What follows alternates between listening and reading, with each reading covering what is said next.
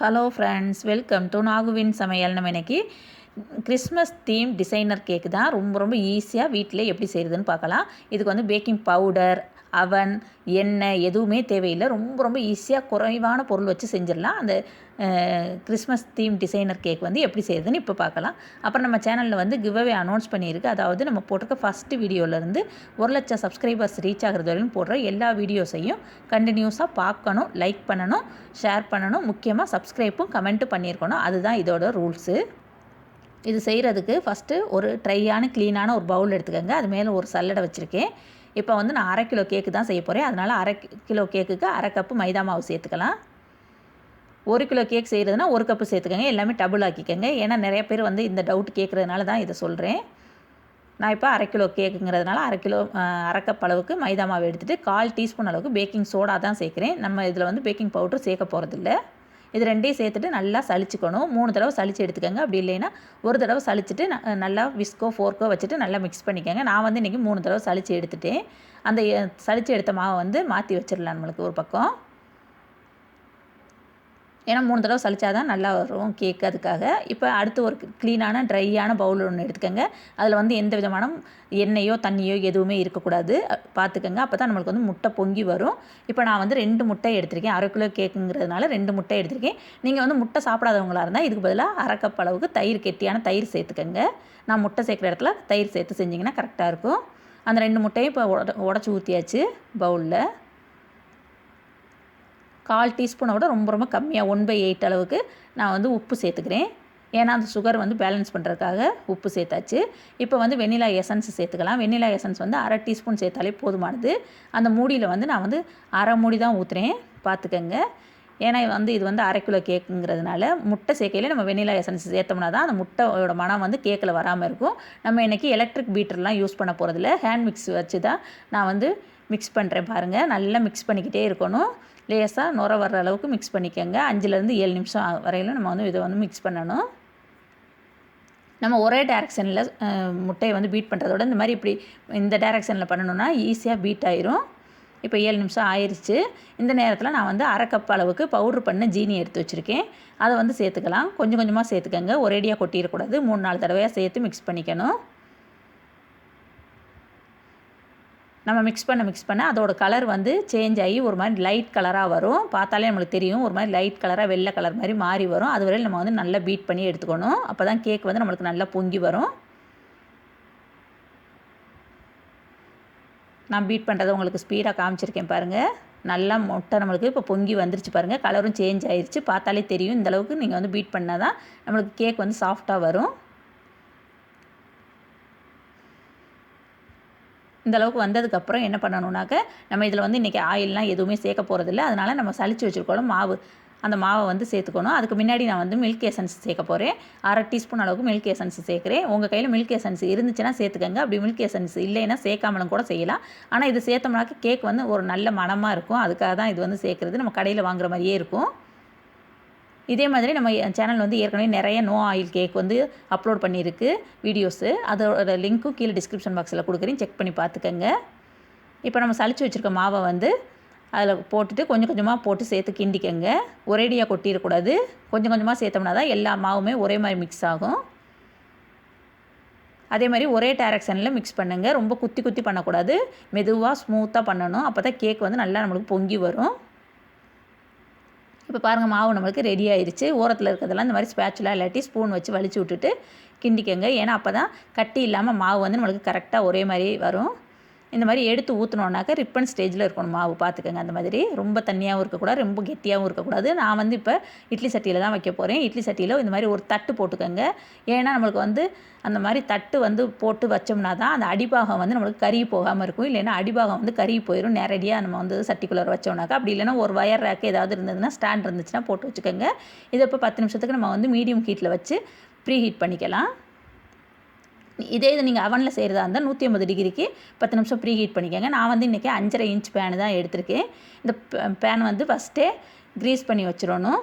நம்ம ஆயில் போட்டு butter paper போட்டு க்ரீஸ் பண்ணி வச்சுருக்கேன். அதில் வந்து அந்த மாவை சேர்த்துக்கலாம். ஏன்னா 1/2 கிலோங்கிறதுனால 5.5 இன்ச்சு பேனில் ஊற்றினா கரெக்டாக வரும். அதுவும் ஃபுல்லாக ஊற்றக்கூடாது. இந்த மாதிரி அரை இதுக்கு இல்லாட்டி முக்கால் இதுக்கு தான் ஊற்றணும். ஏன்னா அப்போ தான் நம்மளுக்கு பொங்கி வர்றதுக்கு கரெக்டாக இருக்கும். இந்த மாதிரி ஊற்றுனதுக்கப்புறம் 3 தடவை டேப் பண்ணி விட்டுக்கோங்க.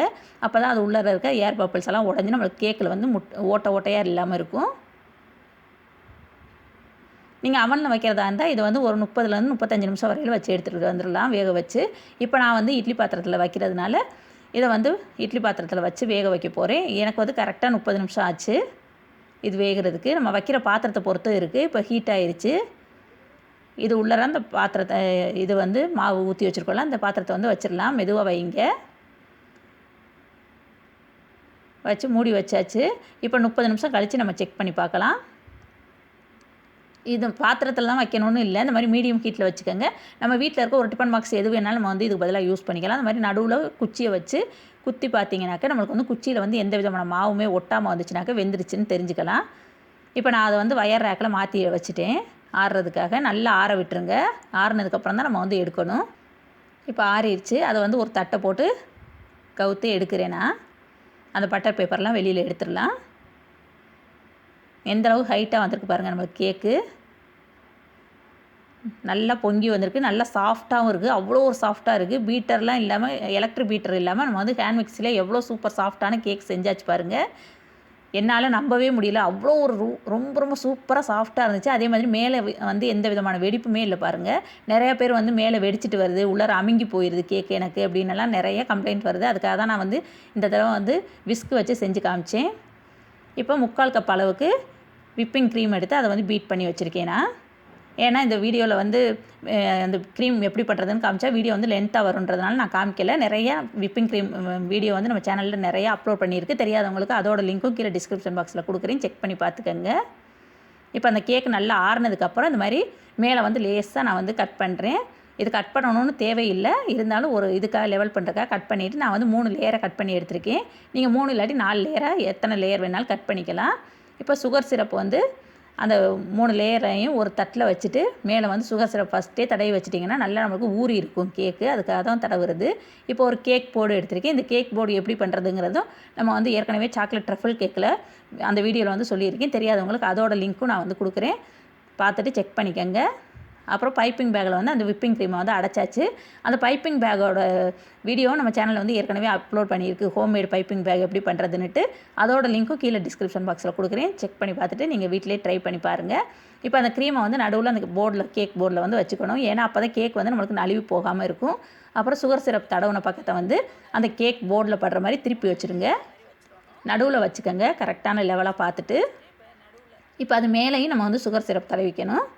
இந்த சுகர் சிரப்பு எப்படி செய்கிறதுங்கிறதும் நான் வந்து நிறைய வீடியோவில் சொல்லியிருக்கேன். அதனால தான் இப்போ வந்து நான் உங்களுக்கு அதை சொல்லலை.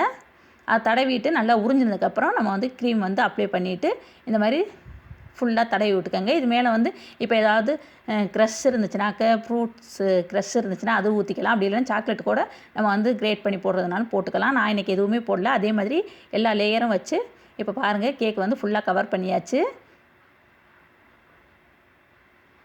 ஏன்னா இது வந்து நிறைய வீடியோவில் நான் காமிச்சிருக்கிறதுனால தான் இதில் காமிக்கலை. இப்போ நான் வந்து இந்த ஜிக்ஜாக் இந்த இது மாதிரி இருக்க ஸ்க்ரேப்பர் எடுத்துகிட்டு அப்படியே ஓரமெல்லாம் டிசைன் மாதிரி கொடுத்துட்டேன் பாருங்கள். நல்லா அழகாக வந்துருச்சு வரி வரியாக நம்மளுக்கு. இந்த மாதிரி வந்ததுக்கப்புறம் கீழே உள்ள அந்த எக்ஸ்ட்ரா இருக்க க்ரீமெல்லாம் நம்ம வந்து டிஷ்யூ பேப்பர் அப்படி இல்லைன்னா ஒரு துணி வச்சு தொடச்சி எடுத்துடணும். நான் இன்றைக்கி ஒயிட் காம்பவுண்ட் சாக்லேட் தான் எடுத்திருக்கேன். அது வந்து 1/2 கப் அளவுக்கு எடுத்திருக்கேன். இதோட வெயிட் பார்த்திங்கன்னா 80 கிராமு. அதை நல்லா ட்ரையான ஒரு பவுலில் எடுத்துக்கோங்க. எந்த விதமான தண்ணியோ எண்ணெயோ இருக்கக்கூடாது. அப்படி இருந்தால் தான் நம்மளுக்கு வந்து சாக்லேட் வந்து நல்லா மெல்ட் ஆகி வரும். இப்போ இதை வந்து டபுள் பாயிலிங் மெத்தடில் தான் நம்ம வந்து மெல்ட் பண்ண போகிறோம். அதுக்கு ஒரு சட்டியில் வந்து தண்ணியை ஃபஸ்ட்டு சுட வச்சுக்கோங்க. நல்லா சூடு வரணும் தண்ணி. நல்லா சூடு வந்ததுக்கப்புறம் என்ன பண்ணிடுங்க, அந்த சட்டியை வந்து அடுப்பை விட்டு இறக்கிட்டு வந்துடுங்க. கீழே வச்சுட்டு அடுப்பில் வச்சு நம்ம செய்யக்கூடாது. அடுப்பை விட்டு கீழே இறக்கிட்டு வந்ததுக்கப்புறம் நம்ம வச்சுருக்க சாக்லேட் வச்சுருக்க அந்த பவுலை வந்து அது மேலே வச்சிடணும். அந்த சாக்லேட் வச்சுருக்க பவுலோட அடிப்பாகமும் அந்த நம்ம சட்டியில் தண்ணி வச்சுருக்கோம்ல அந்த தண்ணியும் வந்து தொடாத மாதிரி பார்த்துக்கோங்க. ஒன்றா ஒட்டக்கூடாது. ஒட்டுச்சுனாங்க சாக்லேட் வந்து நம்மளுக்கு வந்து மெல்ட் ஆகி வர்றது அந்தளவுக்கு இதுவாக வராது, க்ரீமியாக வராது. அதனால் பார்த்துக்கோங்க அதுவே. இப்போ நம்ம கரண்டியெல்லாம் வச்சு கிண்டாமல் ஒரு 5 நிமிஷம் விட்டுறணும். 5 நிமிஷம் விட்டதுக்கப்புறம் பார்த்திங்கன்னா அதுவாகவே சாக்லேட் தன்னால் மெல்ட் ஆகி இருக்கும். அதுக்கப்புறம் தான் நம்ம வந்து கரண்டி வச்சு கிண்டணும். ரொம்ப வேகமாகவும் கிண்டாதீங்க, மெதுவாக தானே கிண்டுங்க. இப்போ பாருங்கள் நம்மளுக்கு நல்ல சாக்லேட் எல்லாமே உருகி நல்லா அப்படி கண்ணாடி மாதிரி சூப்பராக வந்துருச்சு பாருங்கள். பார்த்தாலே தெரியுது நல்லா மெல்ட் ஆயிடுச்சு. ஏன்னா நம்ம வந்து வேகமாக கிண்டினோம்னா அது உள்ளே வந்து ஏர் பபிள்ஸ் வரும். அதுக்கப்புறம் நம்ம சாக்லேட் டிசைன் போடுறப்ப அது வந்து அந்தளவுக்கு கரெக்டாக நம்மளுக்கு டிசைன் வந்து நம்ம நினைக்கிற மாதிரி வராது. அதனால் வேகமாக கிண்டாமல் மெதுவாக கிண்டினோம்னா தான் அந்த ஏர் பபிள்ஸ் வராமல் இருக்கும். இதை இப்போ லேசாக ஆற விட்டுக்கலாம். ரொம்ப ஆற விடாதீங்க. ஆற விட்டிங்கன்னா கெட்டியாக போயிடும். அதனால் லேசாக ஆறினதுக்கப்புறம் இதை வந்து ஒரு பைப்பிங் பேக்கில் மாற்றிக்கணும். நம்ம கலர் சேர்க்குறதுனால சேர்த்துக்கலாம். அது ஆறுறது வரையில் நம்ம வந்து கிண்டிக்கிட்டே இருக்கணும். கிண்டாமல் விட்டிங்கன்னா கட்டிப்பட்டு போயிடும். நான் வந்து இன்றைக்கி க்ரீன் கலர் வந்து இதில் சேர்க்க போகிறேன். ஏன்னா கிறிஸ்மஸ் ட்ரீ செய்கிறதுக்காக இந்த சாக்லேட்டில் வந்து க்ரீன் கலர் சேர்த்துக்கிறேன். இப்போ பாருங்கள் க்ரீன் கலர் சேர்த்தாச்சு. இன்னும் லேஸாக ஒரே ஒரு ட்ராப் விட்டு சேர்த்துக்கிறேன். நல்லா கொஞ்சம் டார்க் கலர் வர்றதுக்காக. நீங்கள் வந்து இதில் வந்து லிக்விட் கலர் வந்து யூஸ் பண்ணக்கூடாது. அப்படி லிக்விட் கலர் யூஸ் பண்ணிங்கன்னா நம்மளுக்கு வந்து சாக்லேட் வந்து கரெக்டாக வராது. ஜெல் கலர் இல்லாட்டி கேசரி பவுடர் அந்த மாதிரி சேர்த்துக்கங்க. இப்போ கிறிஸ்மஸ் ட்ரீ மாதிரி நான் வந்து பேப்பரில் வரைஞ்சி வச்சுருக்கேன். இந்த மாதிரி வரைஞ்சிக்கிட்டு நம்ம செஞ்சோம்னா கரெக்டாக வரும் நம்மளுக்கு. பட்டர் பேப்பர் தான் நான் இன்றைக்கி யூஸ் பண்ணுறேன். பட்டர் பேப்பரை சின்ன பீஸாக வெட்டி எடுத்துகிட்டு அந்த நம்ம வரைஞ்சி வச்சுருக்கிறது மேலே வச்சுட்டோம்னாக்கா அப்படி கண்ணாடி மாதிரி அழகாக தெரியுது பாருங்கள் அந்த பட்டர் பேப்பர் மேலே. இது மேலே இப்போ நம்ம வந்து டிசைன் போடணும். நான் வந்து பைப்பிங் பேக்கில் ஹோம்மேடு பைப்பிங் பேக்கில் வந்து அதை மாற்றிட்டேன்.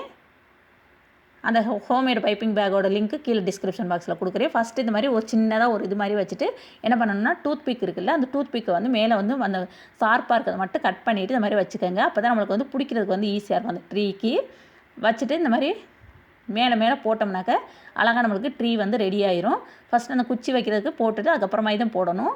அப்போ தான் நம்மளுக்கு ட்ரீ வந்து ஒழுங்காக கரெக்டாக வரும். இப்போ பாருங்கள் வரைஞ்சதுக்கப்புறம் அது மேலே வந்து கொஞ்சம் ஸ்ப்ரிங்கிள்ஸ் தூவிட்டு மேலே ஒரு பால்ஸ் வந்து வச்சுட்டேன். ரொம்ப சூப்பராக நம்மளுக்கு ஈஸியான ட்ரீ வந்து நம்ம வீட்டில் எவ்வளோ 5 நிமிஷத்தில் ரெடி ஆகிடுச்சு பாருங்கள். இது இப்போ ஃப்ரிட்ஜில் வைக்க தேவையில்லை.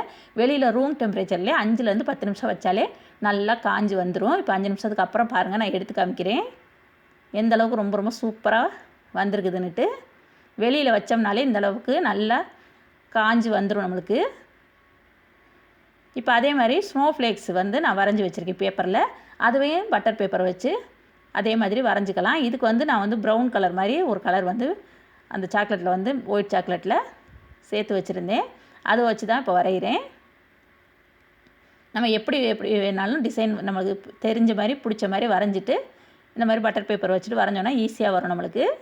இப்போ இது வந்து piping gel, cake piping gel வீடியோவும் ஏற்கனவே நம்ம சேனலில் வந்து அப்லோட் பண்ணியிருக்கு. தெரியாதவங்களுக்கு அதோட லிங்க்கும் கீழே டிஸ்கிரிப்ஷன் பாக்ஸில் கொடுக்குறேன். செக் பண்ணி பார்த்துக்கோங்க. அதில் வந்து ரெட் கலர் பைப்பிங் ஜெல் வந்து நான் இன்றைக்கி யூஸ் பண்ணுறேன். அது மேலே அப்படியே ஊற்றி விட்றேன் ஃபுல்லாக.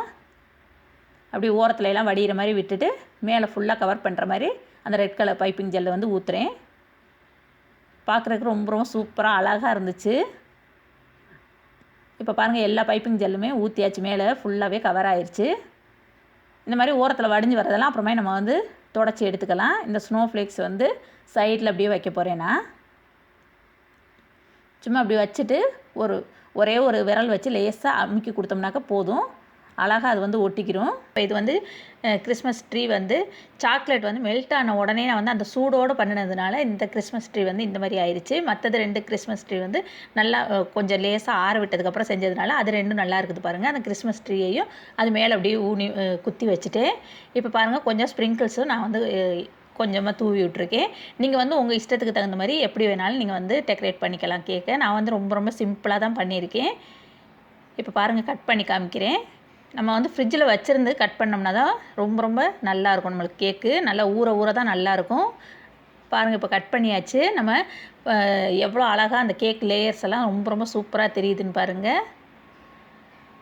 கேக் செஞ்ச உடனே நம்ம கட் பண்ணி சாப்பிட்றத விட ஒரு நாள் வச்சுருந்து ஃப்ரிட்ஜில் வச்சுருந்து சாப்பிட்டோம்னா தான் அது எல்லாமே ஊறி நம்மளுக்கு அந்த கேக்கோட டேஸ்ட்டே ரொம்ப சூப்பராக இருக்கும். இந்த கேக் வீடியோ வந்து எல்லாருக்கும் ரொம்ப பிடிக்கும்னு நினைக்கிறேன் நான். ஏன்னா கிறிஸ்மஸ்க்கு நம்ம வீட்டிலே ரொம்ப ஈஸியாக நல்லா நம்மளுக்கு பிடிச்ச டிசைனில் நம்மளே செஞ்சுக்கலாம் கேக்கு. இதே மாதிரி நிறைய கேக் வீடியோ வந்து நம்ம சேனலில் நிறையா வந்து அப்லோட் பண்ணியிருக்கு. தெரியாதவங்களுக்கு அதோட லிங்க்கும் கீழே டிஸ்கிரிப்ஷன் பாக்ஸில் கொடுக்குறேன். எக்கு வச்சு கேக்கும் இருக்குது, எக்லெஸ் கேக் வீடியோவும் இருக்குது. அதோட லிங்க் பார்த்துட்டு நீங்கள் வந்து எந்த வீடியோ வேணுமோ செக் பண்ணி பார்த்துக்கோங்க. இந்த கேக் வீடியோ வந்து எல்லாருக்கும் பிடிச்சிருக்குன்னு நினைக்கிறேன். பிடிச்சிச்சின்னா லைக் பண்ணுங்கள், ஷேர் பண்ணுங்கள், சப்ஸ்கிரைப் பண்ணுங்கள். கூடவே இருக்கிற பெல் ஐக்கானையும் கிளிக் பண்ணுங்கள். தேங்க்யூ.